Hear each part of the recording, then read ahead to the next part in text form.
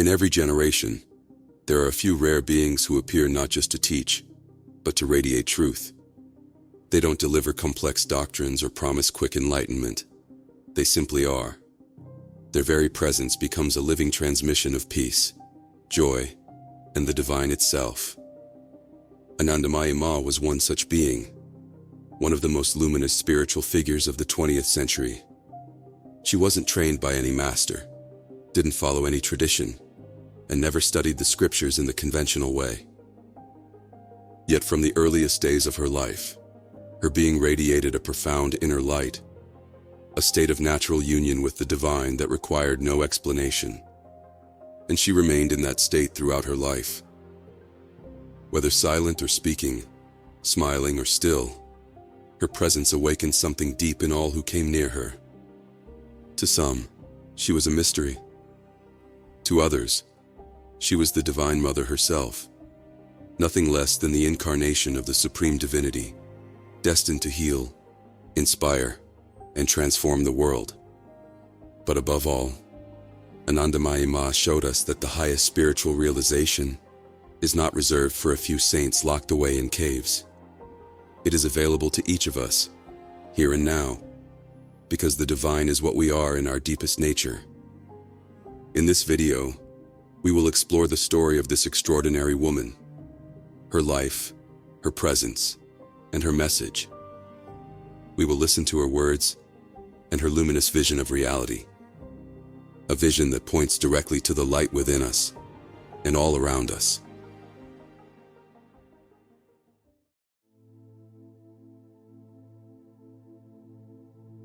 Sometimes the inexplicable shows itself with such clarity that it dissolves the line between the human and the supernatural. This was the case with Anandamayi Ma, a woman wrapped in mystery, whose very presence challenged the boundaries of what we consider possible. Born in 1896 in a humble village home in Bengal, she was given the name Nirmala Sundari, meaning immaculate beauty. Even as a child, she was different. From an early age, her detachment from the material world was total. She often fell into long silences and deep trances.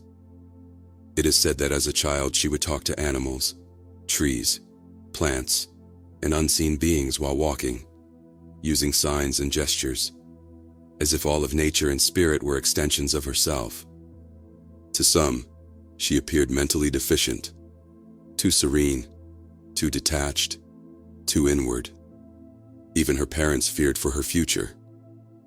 She seemed unaware of ordinary things, unable to recall what had just happened, or where she was. But in truth, what looked like absent-mindedness was something far deeper. She was already anchored in a reality that transcended ordinary thought. Between the ages of 17 and 25, extraordinary phenomena began to erupt from her spontaneously. After hearing a devotional chant or visiting a temple, her body would enter spontaneous stillness. Sometimes she became rigid for hours, lost in a state beyond speech. In these trances, Anandamayi Ma transcended all human barriers. Her body moved as if guided by invisible forces, adopting strange and almost unnatural yogic postures without any prior training. It was clear that the currents of the outer and inner worlds ceased to affect her completely. Her body would enter spontaneous mudras, sacred chants would flow unbidden from her lips, and a deep bliss radiated from her gaze. For long stretches, over 3 years in total, she remained in silence, untouched by the external world, radiant with a brilliance of celestial happiness, resting in the absolute calm of herself. None of this came through effort or training. She had no guru. She studied no scriptures. The divine simply manifested through her, as if every cell of her being already carried its imprint. She didn't seek God through practice. She was in communion with that from the beginning, naturally and completely. Her devotees saw in these spontaneous manifestations a living truth, that the division between the mundane and the sacred is an illusion. As she once said, "When you look with eyes of wisdom, you discover that there is no division, only an infinite reality expressing itself in innumerable forms." Eventually, those around her began to call her Anandamayi, the bliss-permeated one. It was not a title she claimed, but a simple reflection of what she radiated. Whether surrounded by thousands or sitting quietly under a tree, her presence dissolved anxiety and awakened something luminous in those around her.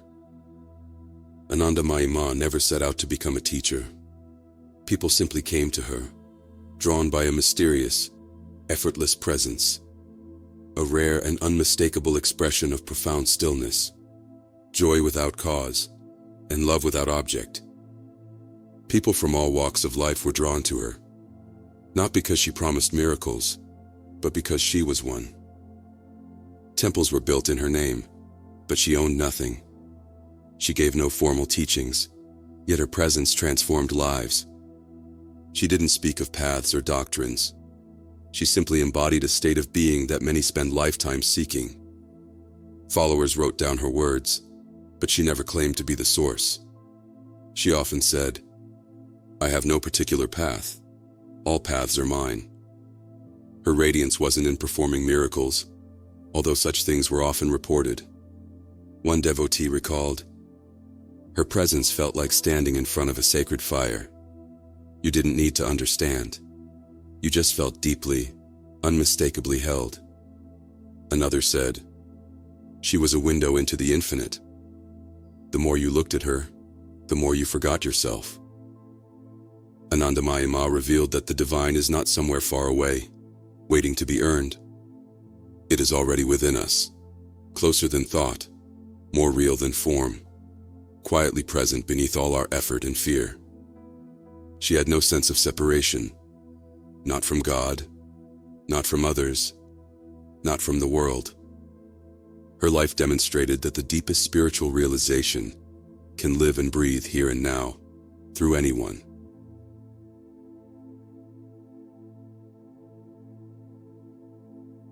Anandamayi Ma taught that God is not confined to heaven or hidden in scriptures. The divine is both within and without, immanent in every cell of existence, and transcendent beyond all form. She often said, "Everything in its essence is light."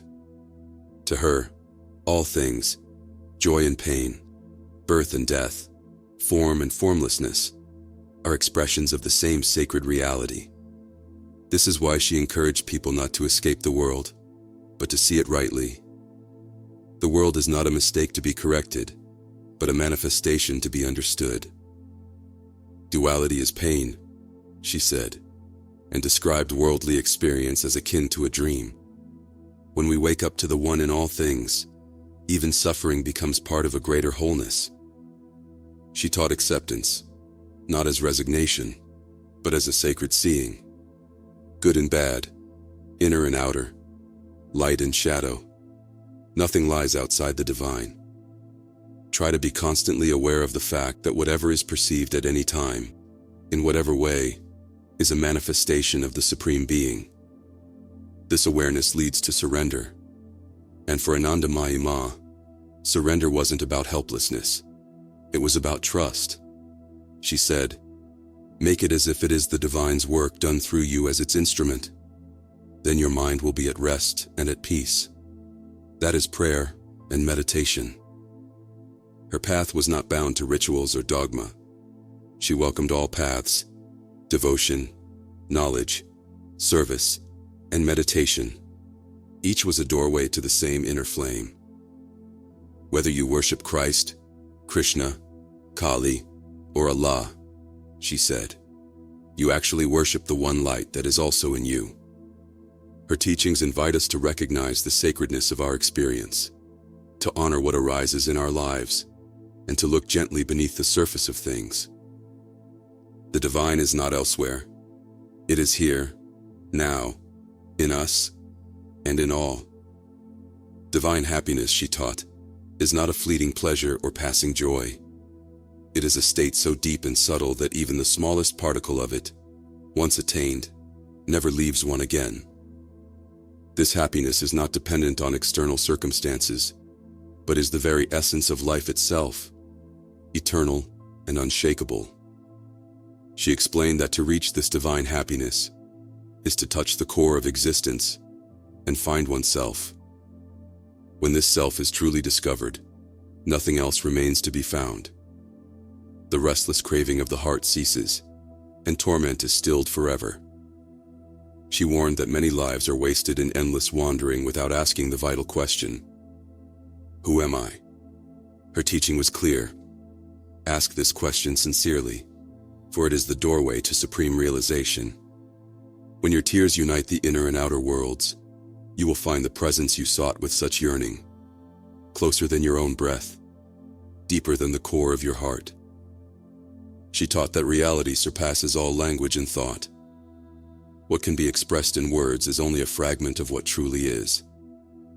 The true essence lies beyond the reach of speech, silent, infinite, and beyond concept.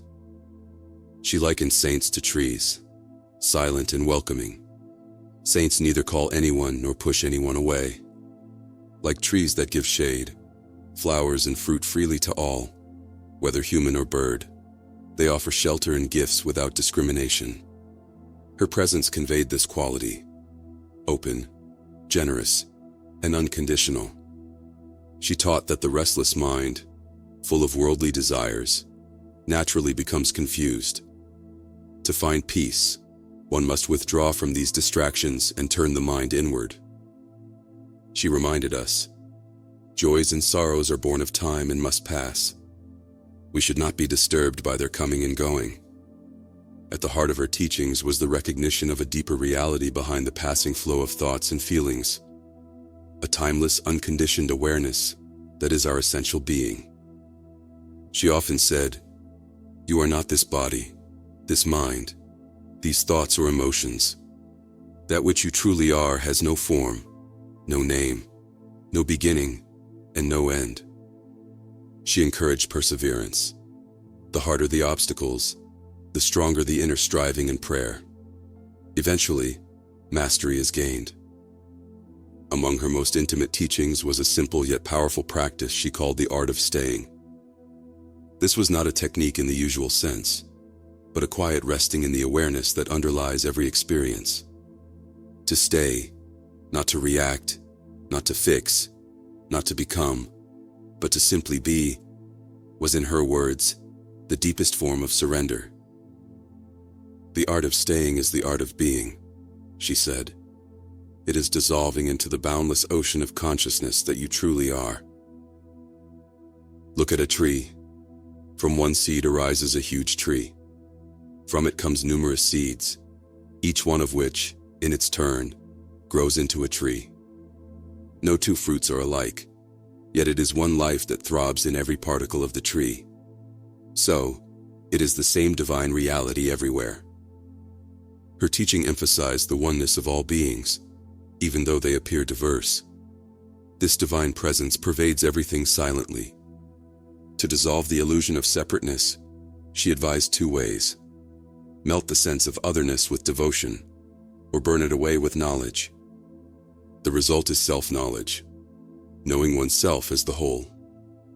She also taught that freedom doesn't come from avoiding pain, but from fully welcoming every experience, pleasant or unpleasant, without resistance. Suffering is the gateway to freedom, she said.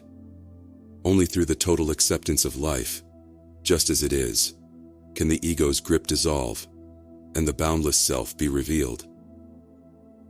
She often reminded us that the answers are within, but she never taught us to reject the world. On the contrary, she saw the external as a necessary reflection, part of the same creation. To her, life was a mirror that responds to our inner state. She listened to it, observed it, learned from it. She taught us not to escape it, but to be fully present, to read the signs, to recognize ourselves in what appears outside. Nothing is meaningless. Everything can speak, if we watch quietly enough. She described the universe as a vast garden filled with infinite variety. Each being adds its own unique beauty and contributes to the glory of the whole. This diversity, she taught, is the manifestation of the one eternal reality. She acknowledged that there could not be one single path for all. because the divine reveals itself in infinite forms. Yet all paths lead to the same unchanging, indivisible truth. She taught that love of oneself naturally extends to all beings. The supreme experience shows that in serving others, one serves the self. Every act of kindness is a step toward awakening. Through single-minded devotion, profound inquiry arises. She explained that the divine light descends on the devotee, awakening inner realization. This truth manifests in two ways: as a silent, self-luminous peace, or as the eternal play of creation. Though forms change endlessly, the essence remains the same everywhere. She guided us beyond the mind's limits, showing that no solution from the intellect alone can be final. Every answer is partial, seen from a specific viewpoint. Her teaching revealed a place beyond contradictions, a universal resolution where problems cease to arise and dualities dissolve. She taught that peace cannot be found in constant motion, or the endless coming and going of worldly life. The only hope of peace, she said, lies in turning inward to the stillness within. There is nothing in this world, yet everyone is madly pursuing this nothing. Some more, some less. But there is no cause for despair. With purity, unflinching faith, and burning eagerness, go ahead, and you will realize your true self. Try to be constantly aware that whatever is perceived, at any time, in whatever way, is a manifestation of the Supreme Being. Even the feeling of its absence is its manifestation, so that its presence may be realized. Do not settle for fragmentary happiness, which is always interrupted by the shocks and blows of fate. Become whole, and having attained to that wholeness, be yourself.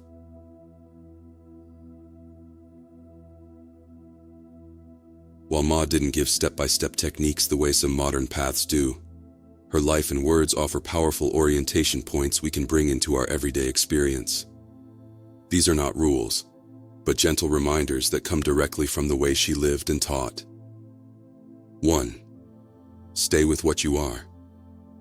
Instead of trying to fix, change, or improve yourself, Ma pointed us to what is already here. The silent awareness behind thoughts, feelings, and sensations. When something arises, observe it quietly and allow it to unfold. Introspection, the honest looking within, helps us see through what is false and return to what is real. 2. Don't resist life. Ma often said that everything that comes is divine. This doesn't mean we have to enjoy suffering, but rather that we meet it without pushing it away. Each experience is part of the unfolding. The more we stop struggling against life, the freer we become. 3. Let go of the idea that you are the doer. You don't need to control everything.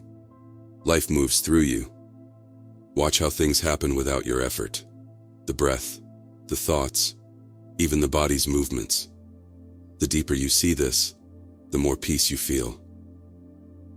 4. Make space for silence. Even a few minutes of quiet each day, without distractions or goals, can reconnect you to what Ma called the inner place. A stillness that's always here, beneath all noise. You don't need a ritual. Just be quiet and stay. 5. Live simply. Ma's life was simple and undemanding. She didn't chase experiences or possessions. You don't have to renounce the world. But slowing down, doing one thing at a time, and appreciating the present can open a door to deep inner clarity. 6. Remember that grace is already here. She never claimed power or ownership over her insights. For Ma, everything came from the divine, and it's the same for us. We don't have to reach for something outside. Grace is already moving through every moment. Throughout her life, Anandamayi Ma touched countless lives with her profound wisdom, boundless compassion, and the sheer power of her spiritual presence. Her words and the stories of her life offer a glimpse into the extraordinary nature of this remarkable woman. She once spoke with characteristic humility and clarity. "Before I came to this earth, I was the same. Even as a little girl, I was the same. I grew into womanhood, but still, I was the same." On another occasion, Ma encountered a humble beggar sitting by the side of the road. Without hesitation, she approached him, bowed deeply, and asked for his blessing. The beggar, stunned, said, "But I am just a poor, lowly beggar. How can I bless one such as you, who is so revered and spiritually elevated?" Anandamayi Ma simply smiled and replied, "You are the embodiment of the divine, my child. In your eyes, I see the face of the Absolute. It is you who have the power to bless me, for you are the living presence of the sacred in this world." And perhaps no words sum up her essence more clearly than these. I am whatever you are. I have no special path. Whatever comes, let it come. Whatever goes, let it go. What remains is the real. In this one statement, and in the quiet depth of her presence, Ma transmitted the essence of true freedom. Not a freedom found through effort, religion, or belief, but one that is uncovered when all striving falls away. We don't need complicated theories, dogmas, or secret systems to reach the divine. What we need is honesty with ourselves, simplicity, inner stillness, the courage to feel, the willingness to peel back every layer that is not truly us, to be who we are, to love ourselves fully, with every flaw and every moment, to listen within and see the sacred where others see only the ordinary, to accept this world and open ourselves to the unknown. This, more than anything, was the path she lived. And in doing so, she showed us that the divine is not far. It is already here, waiting to be seen with open eyes. I hope this information helps you, and always remember, you hold immense power within, far beyond the physical world. You are here to awaken to it. Thank you for listening.